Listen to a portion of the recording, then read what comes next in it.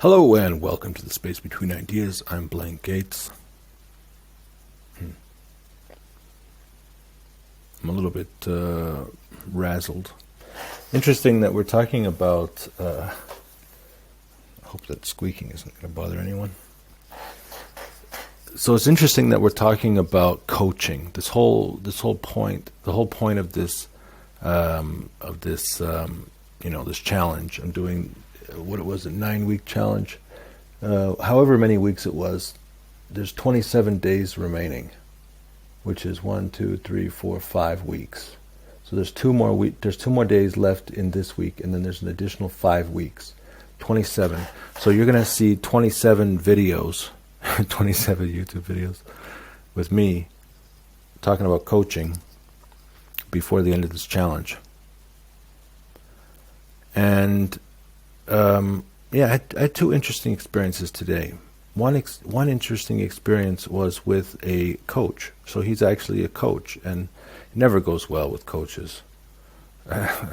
Maybe I'm not the best coach in the world, because I've spoken to 3 women and 1 man who claim to be business coaches.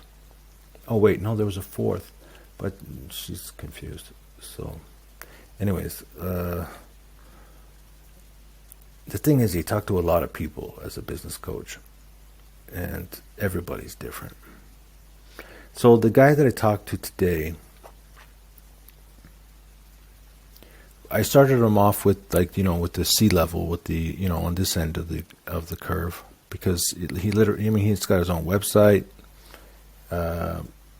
He made it clear that he used to work for a different company, and the other company was providing the clientele.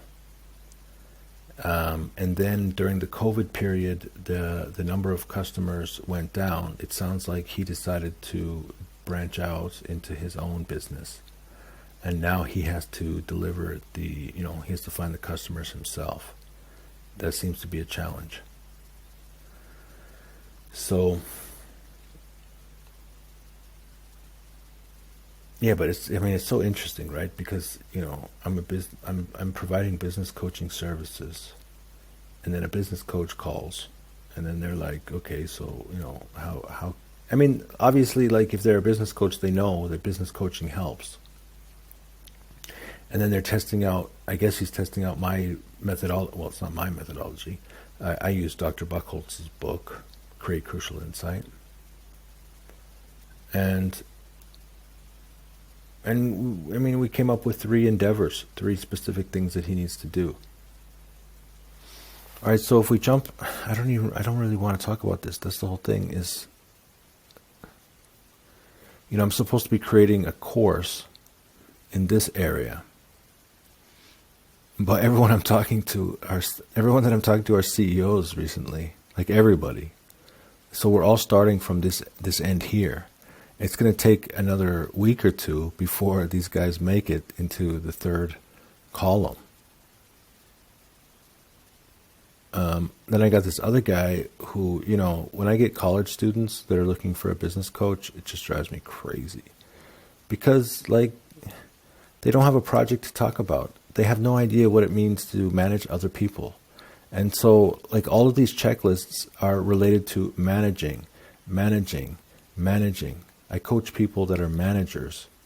And so we started off at the bottom, and he's talking about things like he needs to start networking. He needs to start talking to people outside of his apartment. It's this is another aspect of coaching. So, even if I get him to this, we could move to this next week. But then, what's the project? What's the data that you're going to start thinking about? Whew. Anyways, crazy day. Another CEO that I talked to, it was really weird because I started with this end, and it was challenging.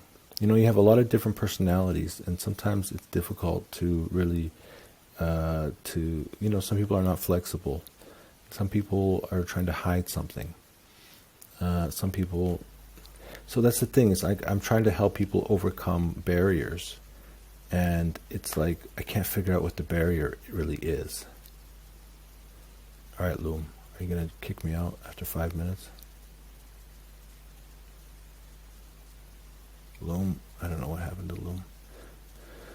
So, like, I'm having all these different issues, but they have nothing to do with my project. My project right now is trying to deliver a management course for this level of management. And the thing is, I started to come up with, all right, so like if we talk about like how do you create an endeavor, and then like, so you're developing your business case, and then you pick your scope. So then, so when you're thinking about new projects, so you're starting a new project, and you want to know what are the results, what will the results of the project look like, and then how will those results be reached. Now this is the same old thing. Begin with the end in mind. These are the 7 habits of highly effective people. So begin with the end in mind. It means what will the results of the project look like? All right, and then first things first. So how will the results be reached? The original Stephen Covey those 2 habits are still in effect. Now there's a couple more questions. Why is this project important to you, the team, organization, or the community? How are constraints? What are the constraints that may interrupt or slow down the project? So you're building a business case. But the thing is, and then also we have this problem here. So like, what are the decisions that need to be made? How do you know what to do at work? How do you decide on your goals? How do you understand your needs and challenges? You start coming up with some root cause analysis. How do you provide comfort for pain points? No pain, no gain. We will make you feel better and satisfy your every need. So this is getting closer to a decision making. Think simply about teams. Who will be affected by this? What is important to the stakeholders? Guess what I'm thinking about? So, if you read the book Sprint, you have these sprint questions. Have we reached the context yet? So now this is the whole point. So the context is the first part of this state impact checklist. And what I understood was that the context is actually built from your higher level managers. And then they plug in the data. Like if you don't have the data, then you don't have the context.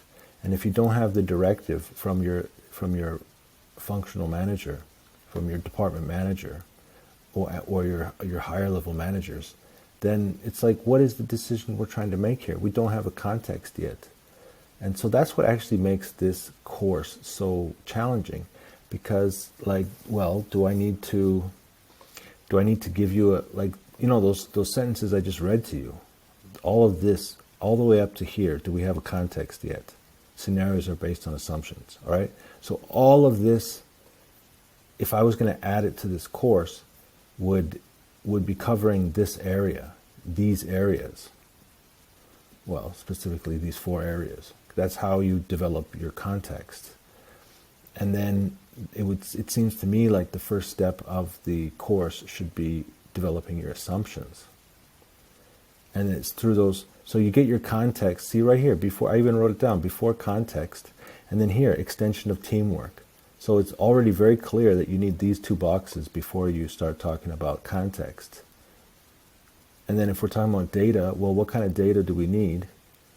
We need, before metadata, we need inventiveness. So all of this is a requirement before you're able to jump into these 2 boxes.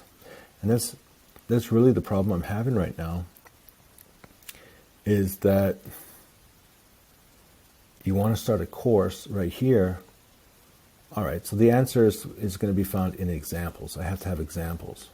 And then if we go back to, what's going on is, if we talk about impact, then I have 25 examples, at least 20 examples. And then if we go into assumptions, I don't have examples because I'm just in the process of developing what this checklist is actually going to look like from when I present it to students. So that's the concern, which means I need more clinical trials. I need to test more people.